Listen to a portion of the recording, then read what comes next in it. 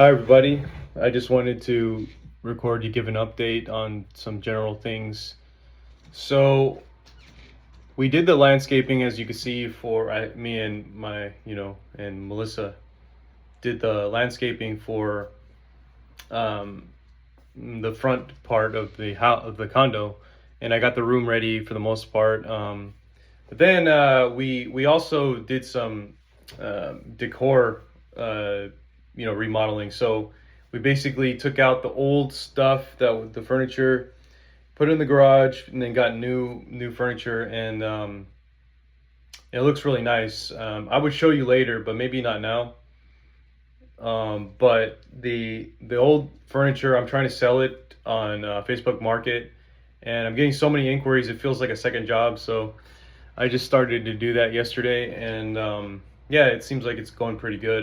But I'm just getting a lot of flaky responses and trying to conduct myself the best as possible without getting lowballed. Because a lot of people are trying to lowball the offer. So I'm like offering $50 for a dresser that I bought, I think for 200. Um, so they're just like, oh, can I buy it for 30 or whatever? So yeah, I mean, that's going on, and then so basically, it feels like I'm wasting time, but I'm not really wasting time. It's just because there's like a lot of stuff that I have to get through, to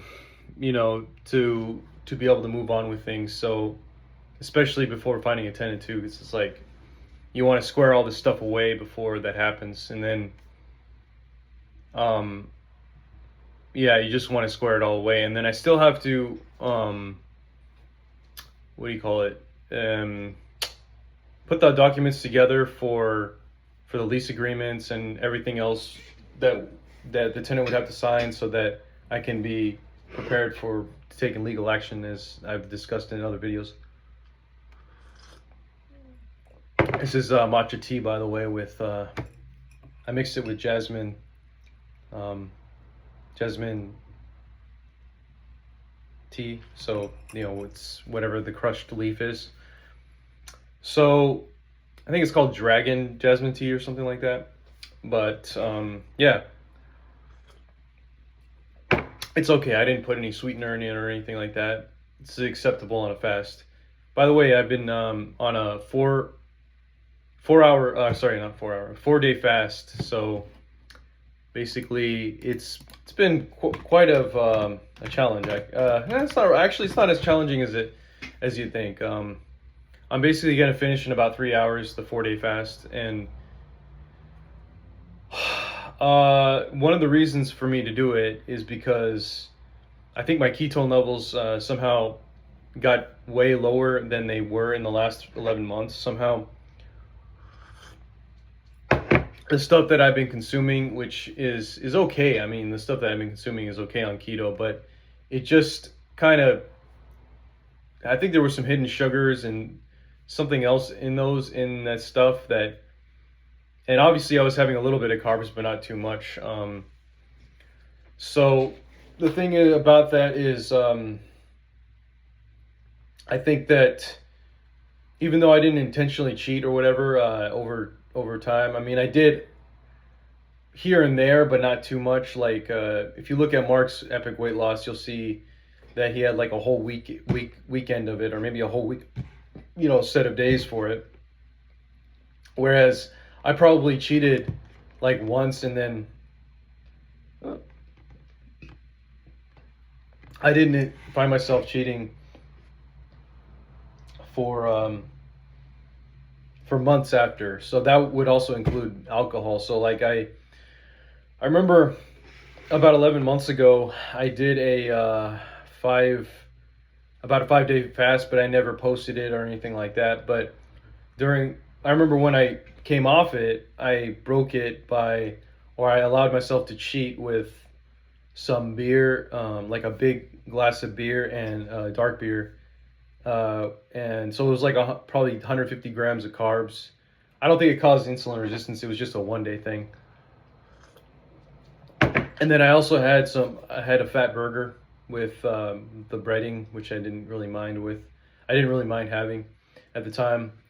But that's not going to happen now, because I've been so consistent with the keto stuff that if I cheat, it's not going to be this big burger. It's going to be no more than 30 grams of carbs, probably 40 grams of carbs, maybe 50 grams of carbs.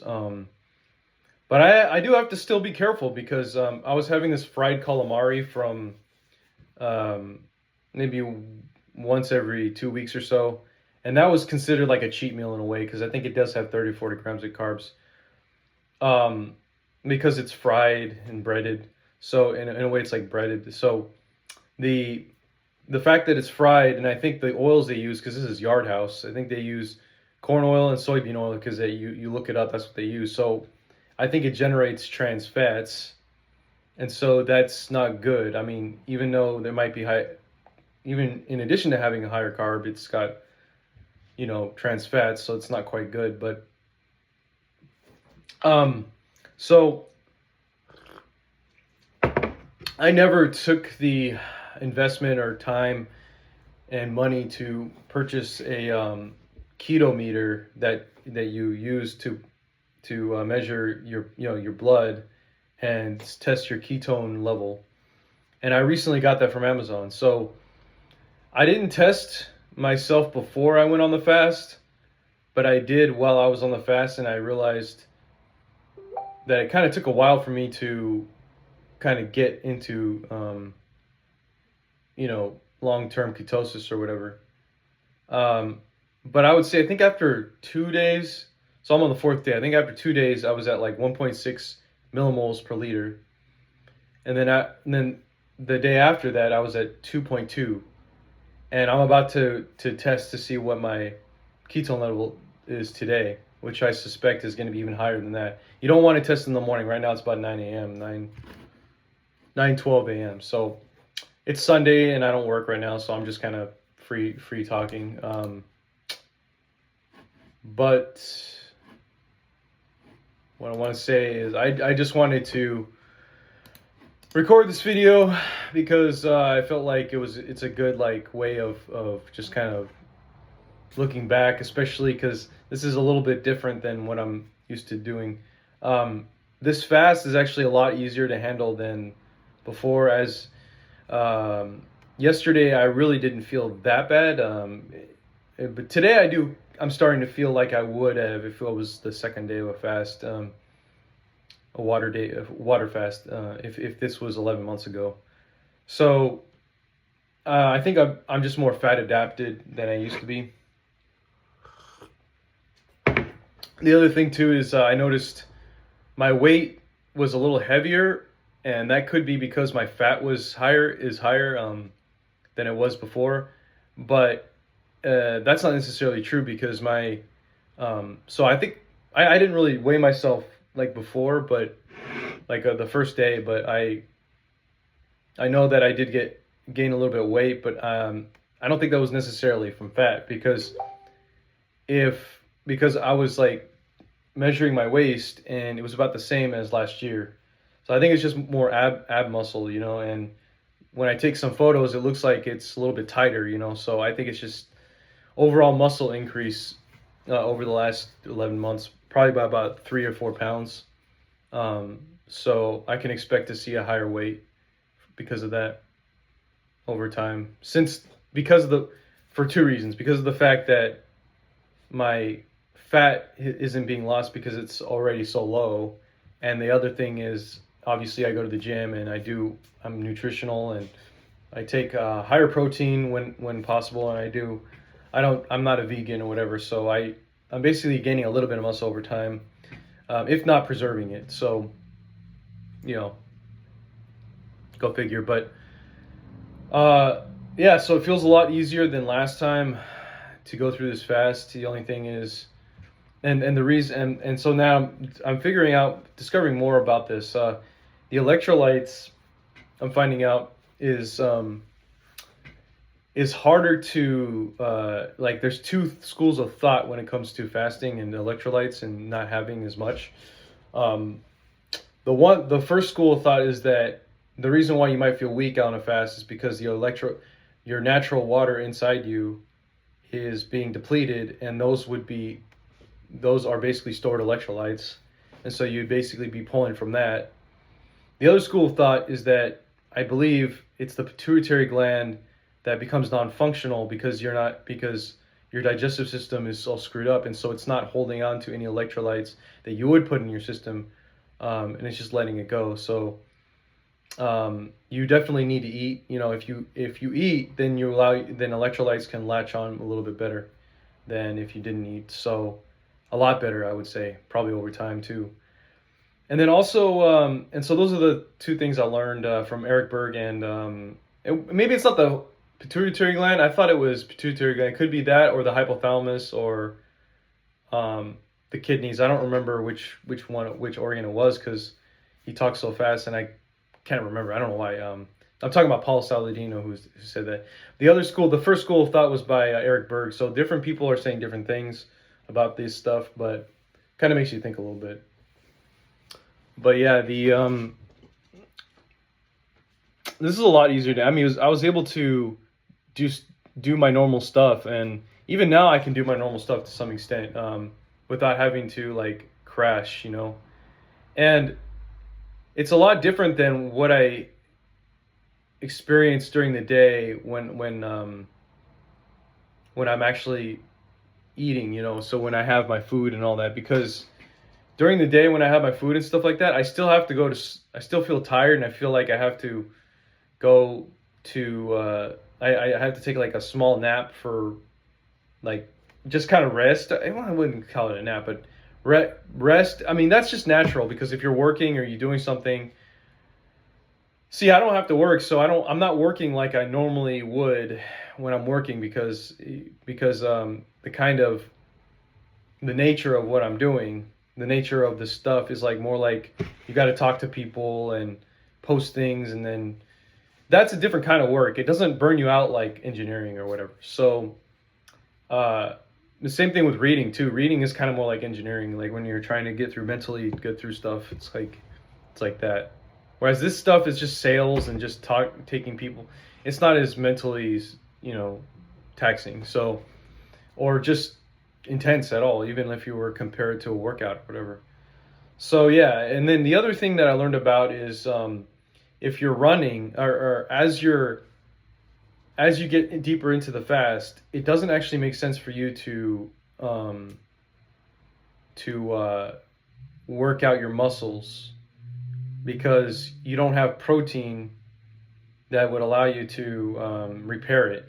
So if you go beyond 3 days, don't do HIIT exercises or intense muscle exercises. It's better to do aerobic exercises where you're just running, and that's what I did yesterday. I didn't do any I didn't do any muscle workouts or anything like that. So yeah, I didn't really realize, I didn't think about that until just recently, because I was doing a lot of muscle workouts while I was doing my last fast and fasting a year ago, and that was just, I was probably doing more damage than good actually. So I don't think it's a good idea. I think you just need to do aerobic exercise or don't do any physical exercise at all. I mean, when you're fasting, it's pretty crazy. But yeah, onto the ketone measuring device. So I just got that, and I think I already talked about it. My ketones, that's right, I already talked about it. But the ketone meter is very effective, way better than the strips. So these are strips. The ketone meter's downstairs, but I think I'm gonna post a video of me measuring it like before I break my fast. And so yeah, I think it's important to take tests because that's better, especially even if because it's easier, like when you're going throughout the day, you kind of have speculations of things, and that could make you overthink everything. But whereas if you have the ketone blood strip result there, you can realize that what you just did is exactly associated with what you see. And I don't know if it's going to take 3 hours or whatever for it to show up, but I'm sure that whatever you just ate is going to be reflected on that. but so instead of overthinking it and saying, oh, why is this happening, why do I feel this way, blah blah blah, and trying to and taking up your day or whatever, you could just realize, you can use the ketone meter and have a good idea of what probably is happening. Like if it's down to anywhere, but if you get down to 0 to 0.5, you could suspect that something, you could try to go back to what you just ate or within the last 2 days or something that might have caused you to for that to show up.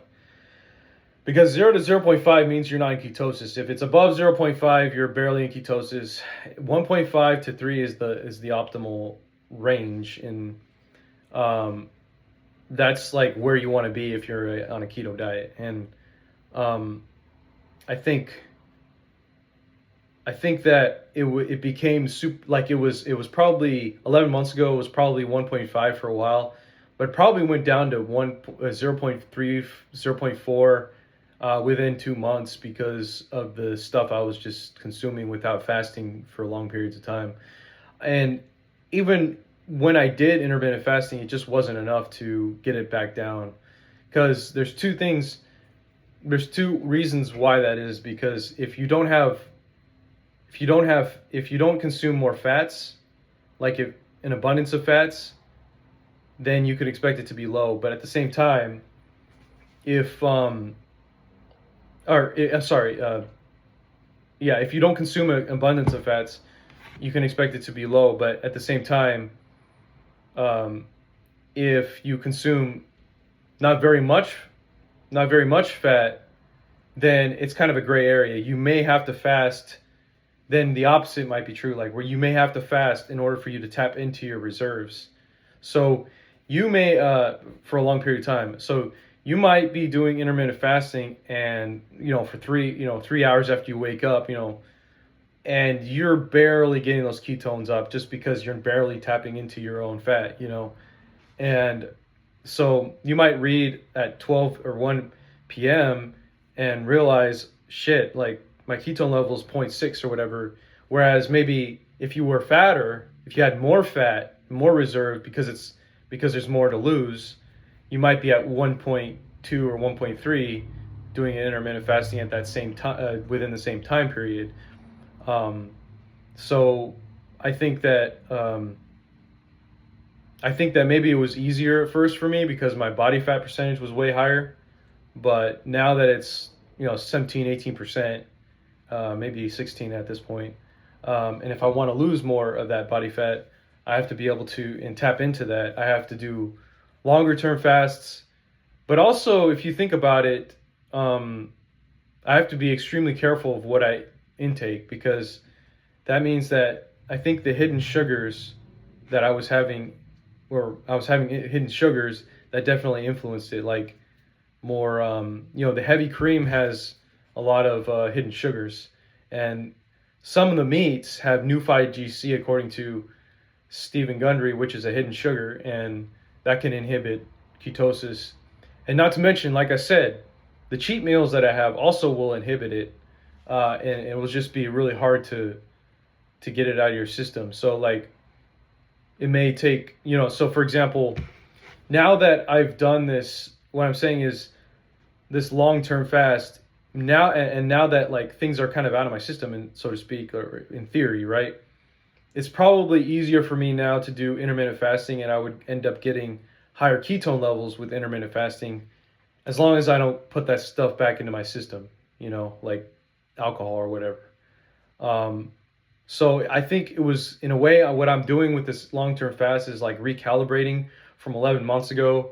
We'll see if that's true, because if it's not true, then, like I said, maybe it's just the whole fact that I don't have much fat left. And, for me to actually lose all that, I would have to be extremely, extremely careful with what I consume. And that means basically, even to the point, like so much to the point where I avoid red meat and just have, the white meat, whatever, just all the time. And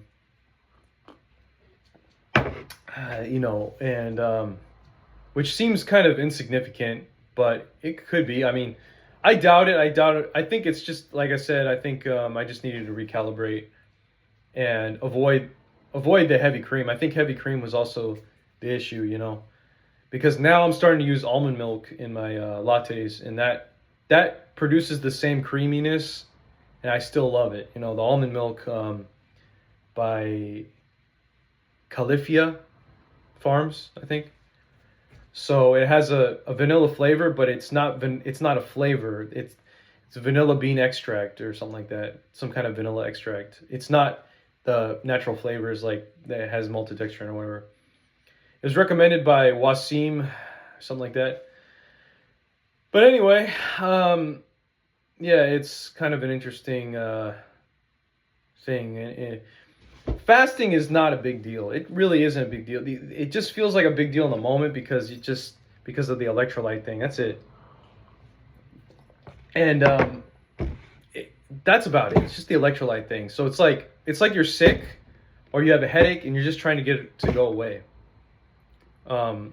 So, but even though you don't have the headache, it's just a different kind of pain. But yeah. Anyway,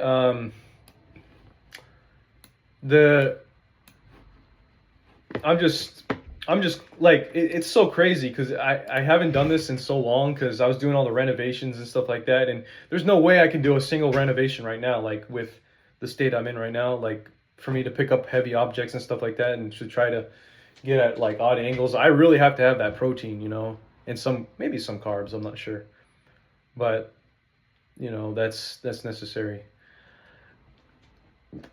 Anyway, this tea is pretty good. Uh, Let me think. I guess I could show you what I did. Right now I'm waiting for the area rug for the kitchen dining table, and that's going to add a little bit more touch to it. Right now it looks pretty good already. At least to me. It looks like my grandma's house. We had this glass top coffee table whenever we came over. There was that glass top coffee table in the living room, and we would just kind of sit down and chill, and it was just so nice, and everything felt like it was like glass and marble and stuff, so it just felt so nice, and I was kind of going for the same thing. It was like a modern look without, I guess, overdoing it. I don't know. Maybe you might think I'm overdoing it, but I felt like I didn't really overdo it. But anyway, yeah, I can show you, but I think I'm going to show you soon. What else can I say? Oh, that's right. And then also I found a car for that I'd be interested in for. There's actually some options that are less than 5,000, somewhere around the $4,000 range, $5,000. And I don't know what it is because I wasn't. Maybe it has something to do with the tariffs because, you know, Trump's tariffs. Because you know, a few months ago when I was looking, you know, back in January, you couldn't find a Toyota for anything less than 7,000, maybe 6,000. Which is, it's just crazy. It's like, wait, what's going on? Maybe it's just a short-term thing, but I'm like, a Toyota for $4,000, that's pretty good, like a 2011 or something. And these are all personal, of course, but I'm really happy to see those prices because I thought I was gonna have to pay like 8,000 out of pocket or whatever, $8,000. So I should be able to get it for about $4,000 if I act quick, but I have to act quick. So so we'll see about that, but yeah, I'm about to break my fast at 12, and I'm going to show the ketone reading at that time too, just before I eat. So look forward to that, I guess, if you care. But anyway, let's go ahead and I'll show you what I added in the living room. It looks pretty nice. Oh man, I don't call it a renovation. It's just a redecoration. So yeah. Oh, I actually added this. I still have to hang it up. I guess like the modern way of putting this is putting the mirror like kind of just without mounting it, just kind of leaning it against the wall. I don't know why that's a modern thing, like you see there. It almost looks like an Inception thing, like you zoom out, it's exactly what you see, you know. And then dare I say I put this movie clip in also in the same thing. Anyway, and then we have our little ledge here. All right, so yeah, we have this, and then let's see. So yeah, this is the glass table that I'm talking about, and then we bought an area rug to match it. So we got some decor here. Yeah, and it's just kind of nice. You can chill. Maybe put some other books down here. Put your, you know, whatever mug you want, and then that's my like trophy for working where I'm at. And then here's a magazine showing some superfoods. 92 superfoods inside. Turnip. Nuts and seeds. I'm probably gonna read that after. And then obviously one of the sets of the lights are turned off. But and then here's the other part that I decorated. So I put this in the glass table. This is the dining table, and it kind of matches the glass railing frame and whatever's on top. So I think it looks pretty nice. And we got these chairs for about $161. I kind of, like I said, my approach was to kind of pay kind of high. So I ended up kind of like just dropping $700 for this stuff. And I think it's well worth it because I remember having a glass table, you know, when I was studying for college, and it just feels really nice. Like you just want to be on here for hours. It just feels really nice. It feels kind of like a sense of calmness when you're on the glass table. It reminds me of my childhood in a way. So yeah, I mean, and that's about it. And then if you want, here's the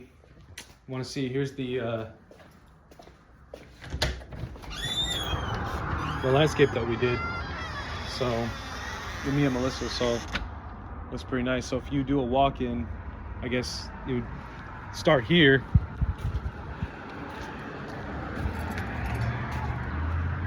It's all ghetto outside, but start here, right? You go inside. It's like a tour.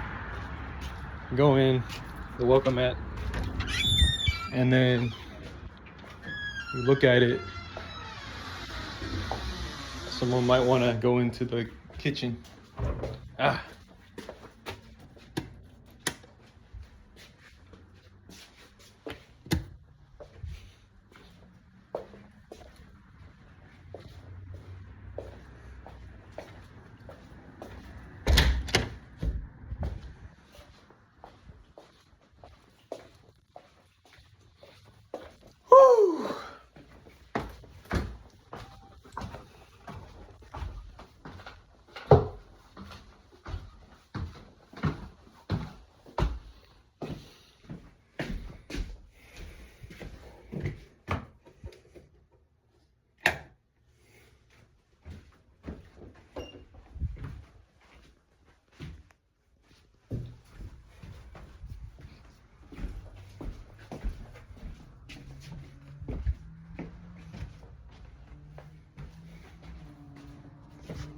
Thanks for watching.